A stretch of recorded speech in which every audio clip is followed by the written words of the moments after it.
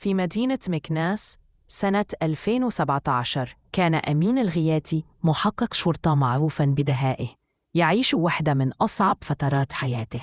لم تكن الجرائم التي تعصف بالمدينة مألوفة، كانت هناك يد خفية تلعب بلعبة معقدة، والضحايا لا يقتلون مباشرة، بل يتلقون رسائل تهديد بخط اليد قبل أيام من موتهم.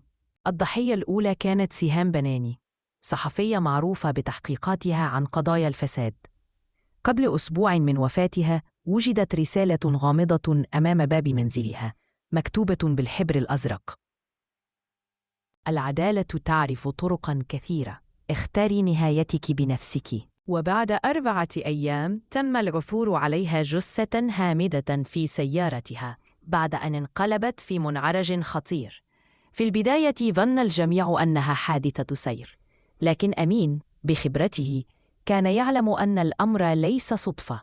لم يكد التحقيق في قضية سهام يبدأ حتى ظهرت رسالة جديدة، هذه المرة موجهة إلى يوسف قريوش، موظف في المحافظة العقارية، معروف بتورطه في شبكات تزوير الوثائق. الرسالة كانت مختصرة: لن تستطيع تزوير الموت. في اليوم الخامس بعد الرسالة وجد يوسف مشنوطاً في مكتبه في وضعية تشيب الانتحار، لكن أمين لاحظ أن الحبل لا يحمل أي بصمات، مما يعني أن شخصاً آخر قام بترتيب المشهد. المحقق الغياتي بدأ يربط الخيوط، الضحايا يتلقون رسائل قبل وفاتهم، والقاتل يبرع في جعل جرائمه تبدو كحوادث طبيعية أو انتحار. لكن لماذا؟ ومن يختارهم؟ ما الرابط بينهم؟ بحث أمين في أرشيف القضايا القديمة ووجد خيطاً خطيراً. قبل 10 سنوات كانت هناك فضيحة تتعلق بملف تهجير عائلات قروية من أجل مشروع عقاري وهمي. ضحايا كانوا مجرد أرقام في تقارير مزيفة.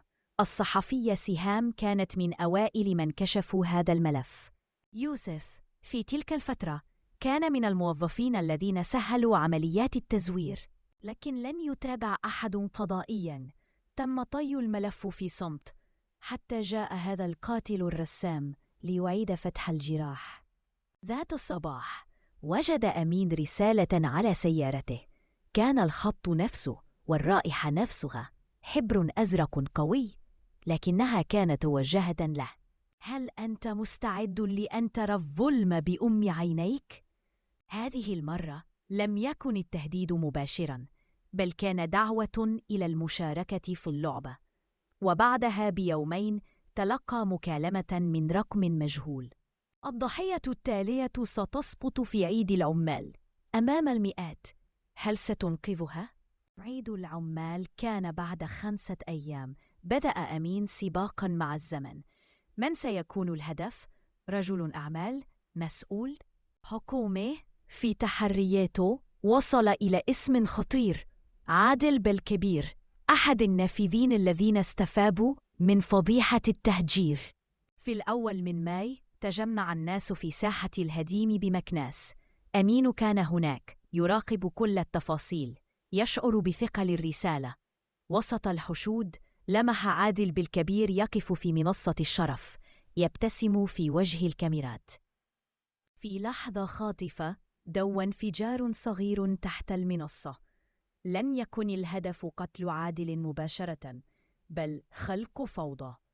وسط الهرج لاحظ أمين رجلاً بقبعة سوداء يسير بهدوء رغم الفوضى. أرده وسط الأزقة القديمة، لكن الرجل كان يعرف المكان ككف يده. اختفى في متاهات المدينة. ليلة ذلك اليوم تلقى أمين اتصالاً صوتياً: لقد أخفقت يا أمين، لكن اللعبة لم تنتهي. بدأت الشرطة تشن حملات واسعة، لكن أمين اختار طريقاً آخر.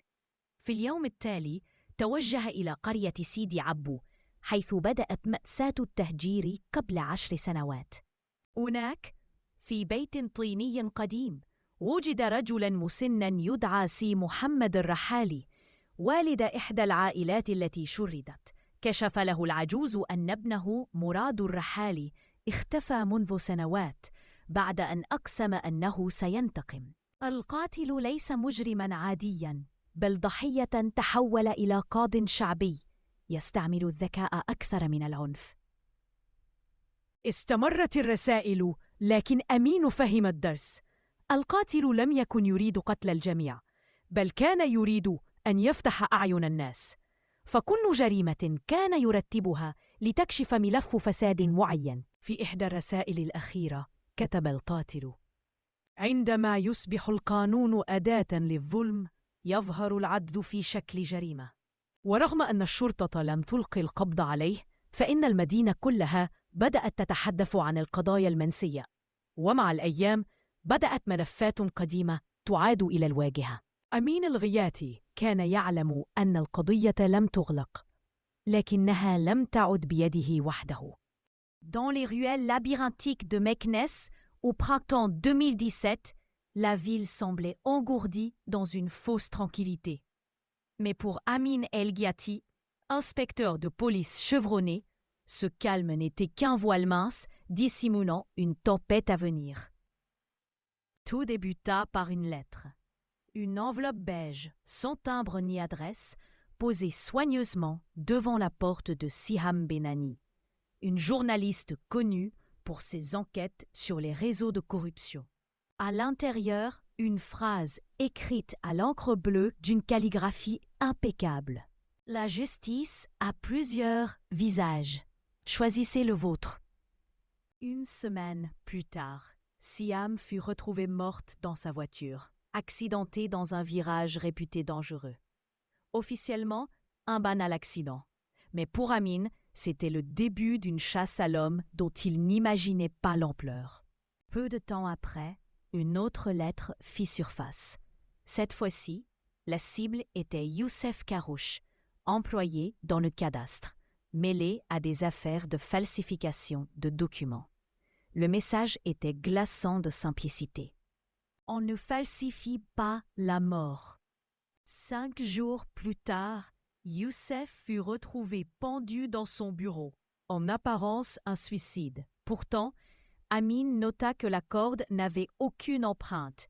Les similitudes avec l'affaire de Siham étaient trop nombreuses pour être ignorées. Amin commença à tisser des connexions. Le tueur ne choisissait pas ses victimes au hasard. Toutes semblaient liées à une ancienne affaire étouffée.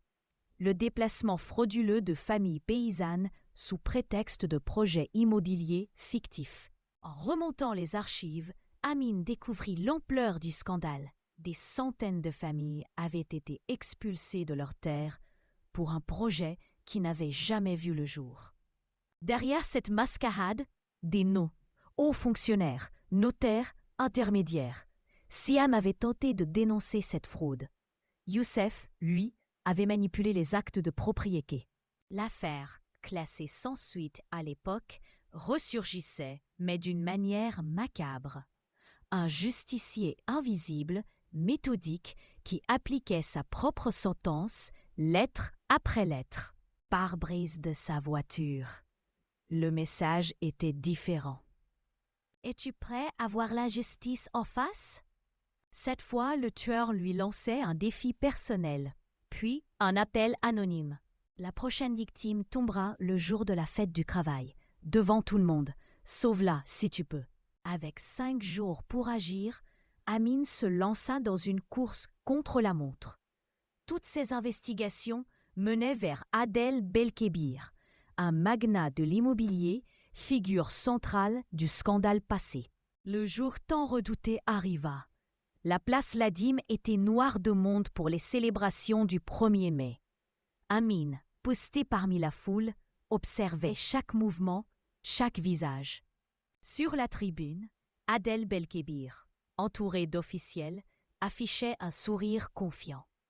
Soudain, une détonation discrète se fit entendre sous la scène. Pas assez puissante pour tuer, mais suffisante pour semer la panique. Dans la cohue, Amin aperçut un homme, silhouette fine, casquette noire vissée sur la tête, qui marchait calmement, défiant la panique ambiante. Amin le suivit à travers les ruelles sinueuses, mais l'homme disparut dans les méandres de la Médina, comme s'il connaissait chaque recoin mieux que quiconque. Les autorités lancèrent une vaste opération, mais Amin savait qu'il ne capturerait pas cet homme en jouant selon les règles. Le lendemain, il prit la route pour le douar Sidi Abou, berceau du drame oublié. Là, il rencontra Si Mohamed Rahali, un vieillard brisé. Il lui parla de son fils, Mourad Rahali, un jeune homme brillant qui avait disparu après avoir juré de venger les siens. Amin comprit que Mourad n'était pas un tueur ordinaire. Il se voyait comme un exécuteur d'une justice populaire, un homme transformant les blessures d'un peuple en actes symboliques. Les lettres continuèrent à circuler, mais Amin comprit que Mourad n'avait jamais eu l'intention de tuer tous les responsables. Il voulait les exposer, mettre la lumière sur un système corrompu. Chaque crime était conçu pour rouvrir les dossiers enterrés, forcer les médias à en parler. Dans une ultime lettre, Mourad écrivit « Quand la loi se transforme en instrument d'oppression, la justice prend des formes inattendues. » Mourad disparut comme il était apparu, laissant derrière lui une ville éveillée. Grâce à lui, des enquêtes furent relancées, des noms jadis intouchables furent convoqués devant la justice. Mais Amin savait que ce n'était qu'un début. La vraie bataille, elle, ne faisait que commencer. In the winding alleys of Meknes, spring of 2017, the city seemed to be wrapped in a deceptive calm. But for Amin El-Gayati, a seasoned detective, that silence was nothing but a thin veil hiding an impending storm. It all began with a letter, a plain beige envelope without a stamp, carefully placed at the doorstep of Siham Benani, a journalist renowned for her investigations into corruption networks. Inside, a single phrase written in flawless blue ink handwriting. Justice wears many masks. Choose yours. 1 week later, Siham was found dead in her car, crashed on a dangerous bend outside the city. Officially, it was ruled as an accident. But Amin knew better. This was no coincidence. It was the start of a twisted game. Soon after, another letter appeared. This time, the target was Youssef Karouch, a clerk at the land registry, notorious for his involvement in document forgery. The message was cold and simple. Death cannot be forged. 5 days later, Youssef was found hanging in his office, an apparent suicide. Yet Amin noticed the rope bore no fingerprints. The similarities to Siham's case were too glaring. Amin started connecting the dots. The victims weren't random. They were all linked to a dark chapter in the city's past.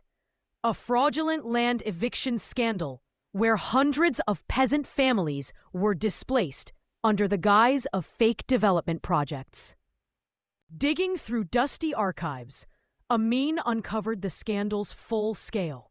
Families evicted, lands stolen, fake deeds fabricated. Siham had tried to expose the network. Youssef had been one of the bureaucrats who manipulated the documents. The case, buried and silenced years ago, was now being unearthed. Through blood and ink, a faceless vigilante was delivering his version of justice, letter by letter. One morning, Amin found a letter on his car windshield. The message was different this time. Are you ready to face injustice with your own eyes? The killer had turned his gaze toward Amin. Later that evening, a call came through from an unknown number. The next victim will fall on Labor Day, in front of everyone. Save them if you can. With 5 days to act, Amin dove into a relentless investigation. His leads pointed to Adel Belkabir, a powerful real estate tycoon and a key figure in the old scandal. The dreaded day arrived. Lahim Square in Meknes was flooded with people celebrating Labor Day. Amin stood amidst the crowd, scanning every movement, every face. On the stage, Adel Belkebir basked in the spotlight, his smile unwavering. Suddenly, a faint explosion echoed beneath the stage. It wasn't deadly, but it was enough to send the crowd into chaos. Amidst the turmoil, Amin spotted a lone figure, slender, wearing a black cap, walking calmly against the tide of panic. Amin pursued him through the tangled alleys of the Medina, but the man vanished as if swallowed by the city itself. He knew the terrain too well. Frustrated but undeterred, Amin drove the next morning to Sidi Abu, a small rural village where the mass evictions had started a decade ago. There, he met Si Mohammed Rahali, an old man whose family had been among the displaced. Si Mohammed spoke of his son, Murad Razali, a brilliant young man who disappeared after vowing revenge against those who had destroyed their lives. Amin realized that Murad wasn't a mere killer. He was a symbol of justice gone rogue, a man turning collective wounds into acts of symbolic vengeance. The letters kept coming, but Amin now understood Murad's true intention. He wasn't aiming to kill everyone involved. He wanted to expose them, to force the public's attention on the corruption that had been swept under the rug. In his final letter, Murad wrote, "When the law becomes a tool of oppression, justice will take unexpected forms."